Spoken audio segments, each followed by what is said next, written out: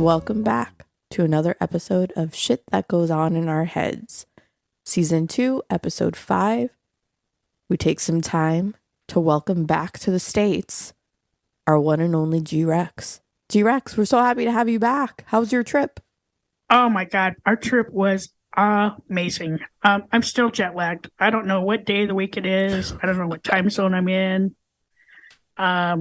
Thank God I'm semi-retired, sabbatical. I can nap whenever I want to. It was a fantastic trip.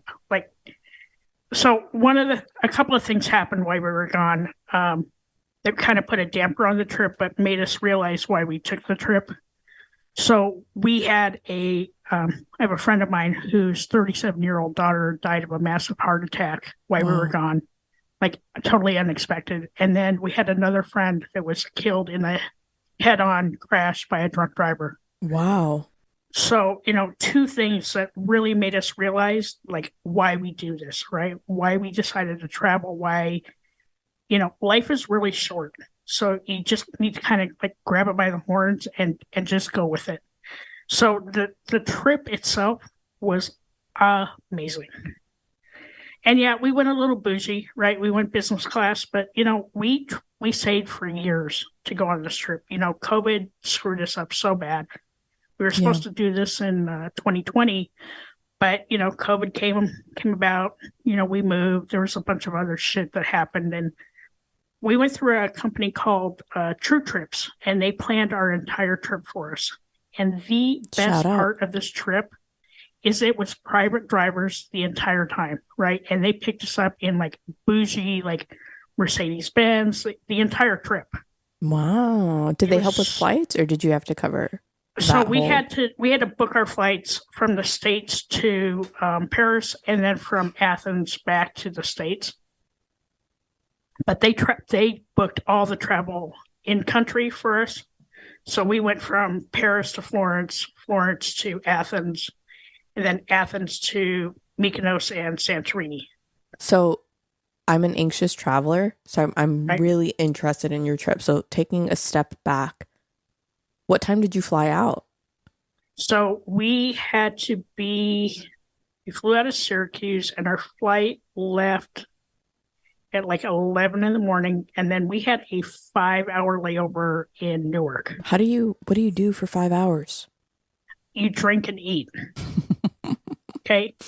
Okay, so I do remember you love to drink, especially when you're on a vacation. So comparing it to your New York trip, what time did you start with a cocktail this go around? Not until about 2-ish. That's good. Yeah, because we had a lot to eat, right? So we ate a good meal before we left to go to the airport. And then once we got to Newark, we had a really good meal. And then we knew we were flying business class, so they were going to feed us on the plane. We really tempered down our drinking because one of the problems about flying a really long time is it really affects jet lag, and it also makes your ankles swell a whole lot. So being able to like lay down during this trip made a huge difference for me for two reasons. One, you're going to laugh because my feet, when I sit in the seat, they don't touch the floor, right? So surprise. They're like little dangling little twigs. And number two, it helped with my jet lag a little bit because I was able to sleep comfortably on the plane. Okay. So then we get into Charles de Gaulle. It's like 7:30 in the morning. I am like, where the hell am I? What time is it? And it was cold. So funny story, when we're in Charles de Gaulle, they don't really give you instructions on where to go pick up your luggage, right? The signage is very confusing. So we get through customs, right? We walk out. We're looking for our driver. Well, now we don't have our luggage. So now I need to figure out how to get our luggage. So I ended up having to go down this little hallway, talk to a guy like on a little call box, and I'm like, I need to get my luggage. And then this lady on the other end of it's like yelling at me. She's like, why didn't you get your luggage the first time? I'm like, well, because like your signage sucks. Okay. Maybe put it in English. I don't know. Where So, where is this place? France, Oh, okay. In Paris. Gotcha. So when we landed in Paris, that's where I didn't pick up our luggage. We were a little stressed out, but we were a little tired and a little hungry, right? So we worked it out. Two two Americans in Paris. I speak like 3 words of French. My wife can speak a little bit of French, but we were able to find like an American speaking information agent, and they helped us out. Got our luggage. Our driver picked us up. And we weren't sure if we were going to be able to check in right away because, typically hotels don't let you check in until like 3, 4 in the afternoon. So we got to the hotel. They checked us right in. We got a room. We took like a 2-hour power nap and then went for a little walk. We found out there was a grocery store not too far from our hotel. Able to, get some French pastries and some wine, some champagne. All the typical things you need to have in your hotel room. And then the days after that, so we were in Paris for 5 days. We did a tour of the Louvre, like barely scratched the surface, but it was so beautiful. And I definitely want to go back because there were parts of the Louvre that I didn't get to see. We did a tour of Paris, and I actually got to repropose to my wife. I love that. It was absolutely awesome. She couldn't figure out why I kept asking her to take her coat off because it was a little cold the day that it happened. And why did you take your coat off? Just take it off. Was it for pictures? Minutes. Or why? Yes. So I wanted to do it for pictures. But the funny thing is that anybody that knows me, I have a hard time bending down. I couldn't get all the way down onto one knee. There's too many jokes number here. one, I was laughing. Number two, my wife was laughing. But I got her a really nice necklace, and she was super surprised. It was like the biggest secret I've ever kept from her in 28 years. But it was right in front of the Eiffel Tower. And so to me, it was like the perfect place in the city of love. And then we did a tour of the Champagne region in Reims and Epernay. And my suggestion to anybody that travels to Paris is take that train ride. We took a private car, but you can take a train for about an hour.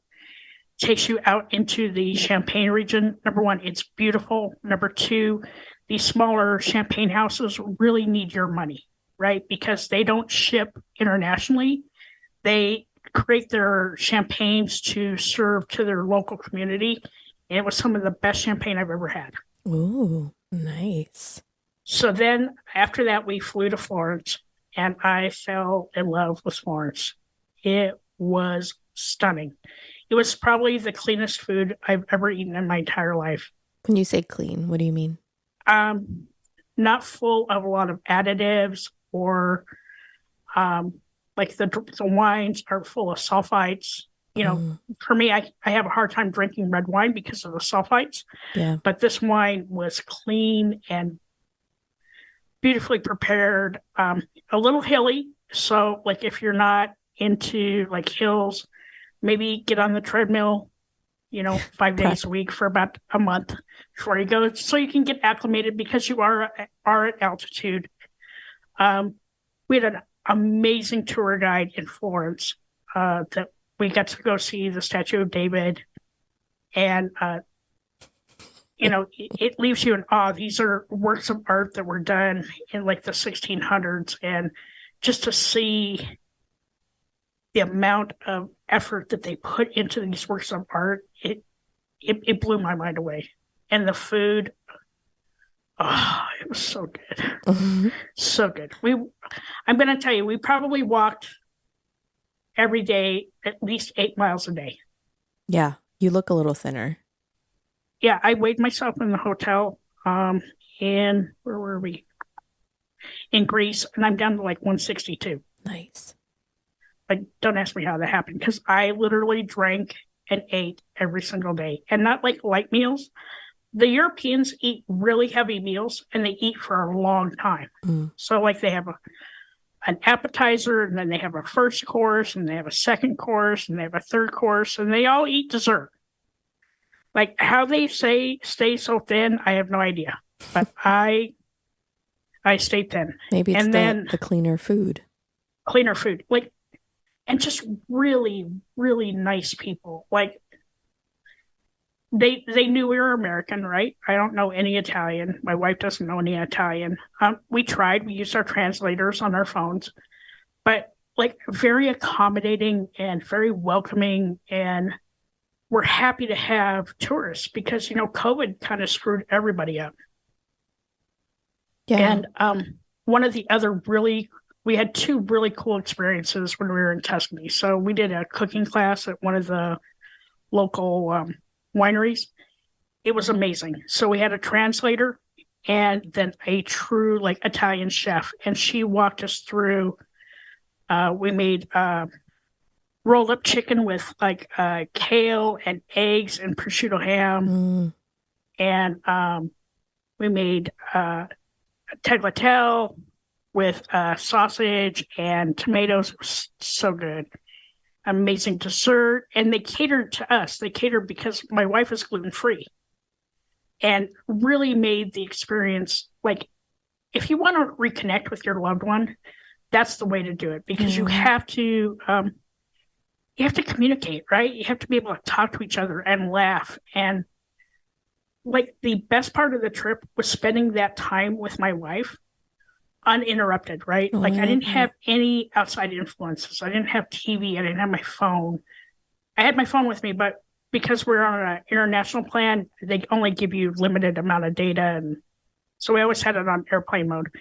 But being able to like spend that time, like live your life, enjoy it, enjoy the fuck out of it. Because I'm telling you, you don't know what's going to happen tomorrow. Yeah. You don't know what's going to happen tonight. You don't know what's going to happen tomorrow. You don't know what's going to happen a week from now. Like, I'm sorry that we waited this long to do stuff like this, but it was such a memorable trip. Like, we took amazing pictures. I was so fortunate that we saw a full moon while we were in Italy, and I got these really amazing pictures of the moonrise. And then another picture of, I was in an archway at the hotel, and I caught this perfect shot, like, and it was just on a whim. And being able to do that. And then our last day in Florence, we went to Chianti, the Chianti region, and we did a pairing with a guy. He was probably in his late 70s, and his specialty is balsamic. He had a 30-year-old balsamic made with honey and apples. Oh, yum. And we had it over ice cream. It was the most delicious thing I've ever eaten in my life. It like melted in my mouth. So you're saying you can't get that in the States? You can't just go to like Publix and get some balsamic and pour it on. No, like this Got balsamic, like it is the original. Like, no additives, no nothing. We have a lot of wine and champagne being shipped back here to the States. Nice. We did end up having to buy a bag in it's either Siena or one of the other smaller villages we went to. Anyways, we had bought a bunch of wine, right? Didn't have enough room in our luggage because we just gonna pack some small bags, right? And we bought a larger bag, but it was already full of stuff that we had bought in Paris. So in this little town we were in, they didn't really have a luggage store. There was an Italian leather luggage store, right? Oh my goodness. Okay. So my wife sends me to go buy a bag. Okay, number one, don't send me by myself. What have you done? Okay. Just confess. So I ended up buying a $300 Italian leather bag, right? Do you remember what the company was or the name of the place? No, but in our show notes, I can. I have the card. I'm just curious. I have a friend that went and was looking at leather-made goods, and I don't remember if they bought one or they really wanted it, but it was too much. I'm curious if it's the same place. Yeah, it was probably, it was too much, but, beggars can't be choosers, and we really needed the bag to even out our...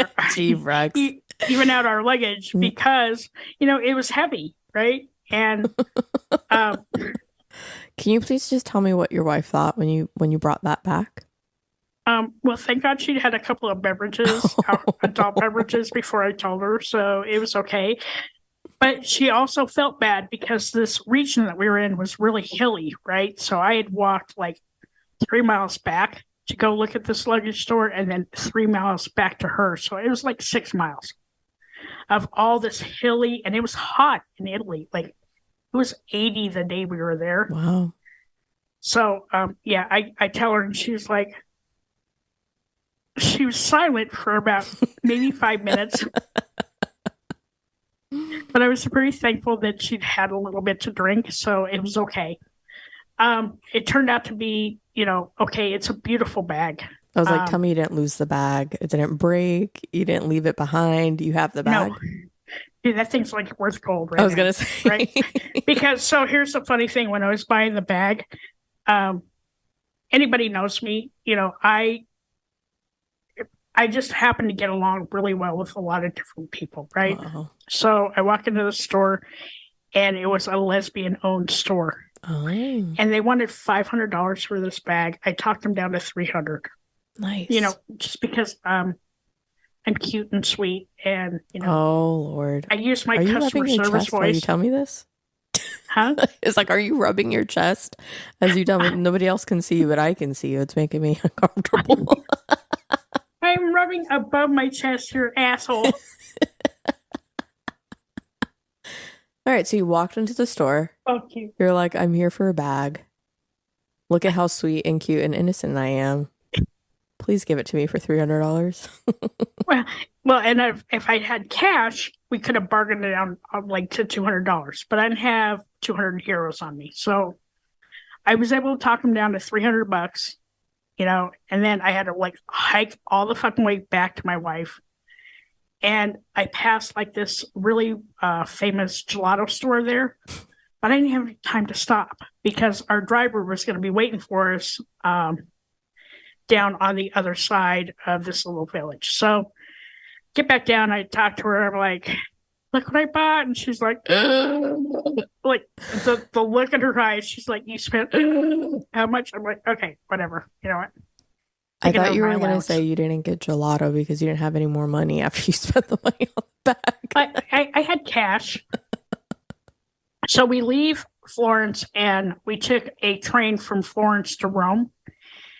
If you really want to see the Italian countryside, take a train. It was beautiful. The problem is, though, is that they don't help you with your luggage. And every piece of luggage we had weighed probably 20, 30 pounds, right? So how many pieces did you have? We had we had 4 pieces of luggage. Oh. Yeah, a gigantic suitcase, 2 little suitcases, and the $300 bag I bought in Italy. Every single bag had Leave everything else behind, but bring the bag. Bring the bag. Maybe leave your shoes and your dirty underwear behind. So we get into Rome, and we had to go from Rome, the train depot in Rome, to the airport in Rome to fly over to Athens. Well, our flight was, everything that day was delayed. But you know what? At this point, we'd already had a really nice time in Paris. We'd had a really nice time in Florence. We were drinking, kind of chillaxed, and everything worked out. So we get into Athens like really late, like at 10:30 at night, and got into our hotel room. It was a beautiful hotel room right in downtown Athens. Unfortunately, we only got to experience it for about 6 hours because the very next day we had a 7:30 tour to do the Acropolis and a city tour of Athens. If you ever get a chance in your lifetime, do it. It is history that's never going to go away. They have archaeologists there. They're constantly like rebuilding, reinforcing it, taking off the antiquities and putting it. They have a new museum in Athens for these antiquities and all the statues. Unfortunately, we didn't have time to visit it because we had a mid-morning flight to Mykonos, but it's definitely another place I want to go back to. So Florence and definitely Athens, two places I want to go back to. Such a beautiful city, a little crowded, but like so much history. Like we got to see the original stadium where they held the Olympics. Wow. The towers of Zeus. It's stunning, right? Like it's not history that we learned here in the U.S., but it made me, like, the whole trip really made me think about history as I had known it and what I had learned. I learned something historical every single day that I was there. Awesome. And then after Athens, we flew to Mykonos. If you're going to go to Mykonos, here's my suggestion. Don't go in May because it's windy as hell and cold as hell. So we did not have enough warm clothing with us. So we actually had to buy a sweatshirt while we were there. Thank God I had my sweats because, I was leaving upstate New York and it was cold the day we left. But enjoy the island. It's really beautiful. It's a little less crowded than Santorini, but they have a place that's called Mykonos Town. And one of the things is if you're not able to walk or kind of get around, like, mobility wise, work with a travel agent because they can actually get you into town. For us, we had to walk from the bus stop down into town, but it's really cool. All these little shops, and we ate at a really good restaurant, and the food and the Greek wine, and just beautiful, but really, really cold. So for the 4 days we were in Mykonos, we spent a good part of it in the hotel room because it was really cold. Mm. They say the best time to go to Mykonos is in September. September through mid-October, the winds die down, and the Aegean Ocean actually warms up because it's had all summer to warm up.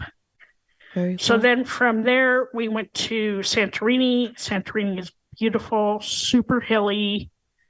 Another place, like, if you have mobility issues, like, work with a travel agent to make sure that they can get you accommodations that are on the top of the hill so you don't end up walking down 100 stairs. The accommodations they gave us, we had to walk down 100 stairs to get to where we stayed.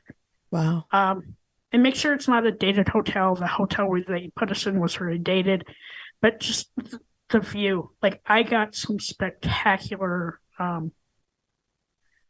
Photo. what do you call it? Sunset pictures. Our last night there, it was raining, and I just happened to walk outside, and I caught a spectacular sunset. Like, the red sun going behind the white buildings. It was fabulous. But coming home, it was the longest flight of my life. No, second longest. It was 11 hours, and it was turbulent coming home. Ooh, that's brutal. So my other travel suggestion is, if you're going to fly internationally, get global entry. Because if we hadn't had global entry, we would have missed our flight. Wow. When we came in, there were 3 other international flights that came in at the same time. And the line at customs was insane. Oh, yeah. I can imagine. But like I said, we're still super jet lagged. But, I'm not working right now, so I can nap when I want to. I can drink when I want to. What was We your... already got... Oh, go ahead. No, go ahead. I was going to say, what was, like, when you look at your trip as a whole, what are your favorite memories, or what was your favorite thing that you did that you're happy you went for? I have 2 or 3.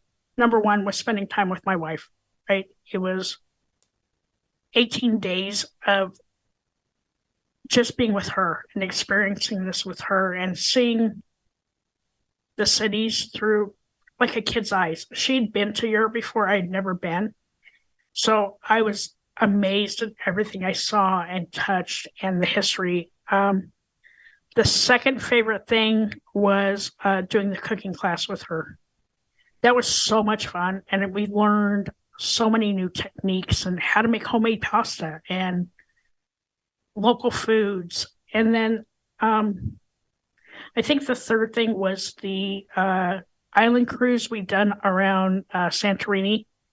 We happened to catch really calm seas that day. And I got some really spectacular shots of my wife and I, and just the history, meeting new people. I highly recommend it. Like, don't put the shit off, man. Was there anything that you could have done without? Yeah, the added bullshit of luggage that we brought with us. Like while we're over there, we found an article. It's packing like 5, 4, 3, 2, 1. I'm gonna have to read more into that. But we brought like too many shoes, too many pairs of pants, not enough warm weather gear. But just really slimming down on our packing, so we didn't have to buy a $300 bag in Italy. I think the other thing too is go without any expectations, right? Go and even when things don't work out, be grateful that you had that experience. And that's something that I learned once we got to Santorini, because I wasn't really happy with our accommodations. And I had to sit there and do a mantra of like, be grateful, be grateful, be grateful, because not everything's going to work out. And live the hell out of life. That, to me, like I said, I'm sorry we waited so long to do this, but we already have plans to go to Canada in June.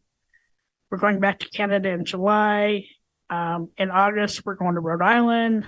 In September, we may go to Hawaii. Where are you going in Rhode Island? I have friends that live in Rhode Island. What part of Rhode Island? Newport. Oh, okay. That's why? Where'd you think we were going? I grew up in Rhode Island, so I thought you were gonna say. Yeah. I didn't know that. Yeah, dude. That's why I was like, ew, why is that on your list of places to go? Because I have really dear friends there that I want to see. Sense. Also, Newport. It's beautiful. It is beautiful. And then maybe Hawaii in September. In November, I'm going to be back in Atlanta. And for Christmas time, we'll probably just stay home. Cool. Love and life, man. I love that. I wish I need to let go of the anxiety and travel more, which probably not this year, but I'm getting very serious about going to Greece next year. So like I said, if you're going to do Greece, I would do like, there's an island cruise you can do, and then you hit like each of the different islands. Yeah. And you're on a ship, right? So you're not having to get on a plane and, pack up all your crap and move. We had met a couple of people that were on Greek cruises, and, they stop in port for like 3 or 4 hours.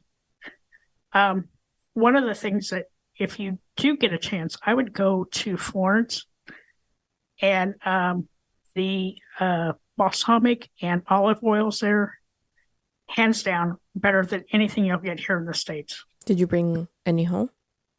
It's being shipped. It'll be here in a couple of weeks. So when you get it, you're going to make your wife pasta?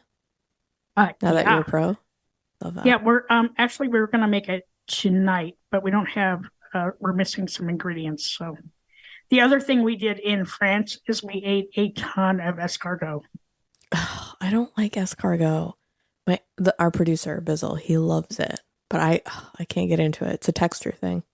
He needs to come to my house, and we'll make him the best escargot he's ever had. Send him out back. And have him collect we could do it for you, so you would like it too. Ugh, I don't know. If I give you a shot of tequila, will you do it? Oh, well, we made gluten-free pasta, which was amazing. Sign me up. Yeah, you could come up here, make pastries. I'll make you gluten-free pasta. But like I said, it was a trip of a lifetime. And now I kind of have the travel bug. We've kind of decided that going forward, any trip over 4 hours is going to be business or first class. Bougie. As you get older, it's just harder to like move around and like recover after really long flights.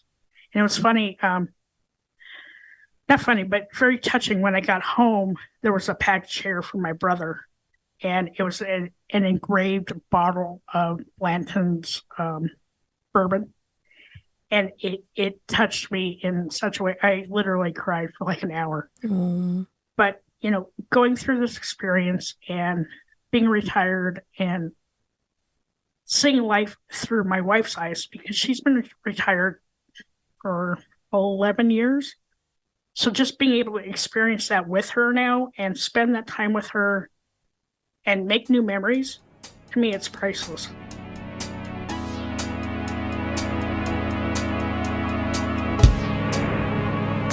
It's okay to be not okay. Just make sure you're talking to someone.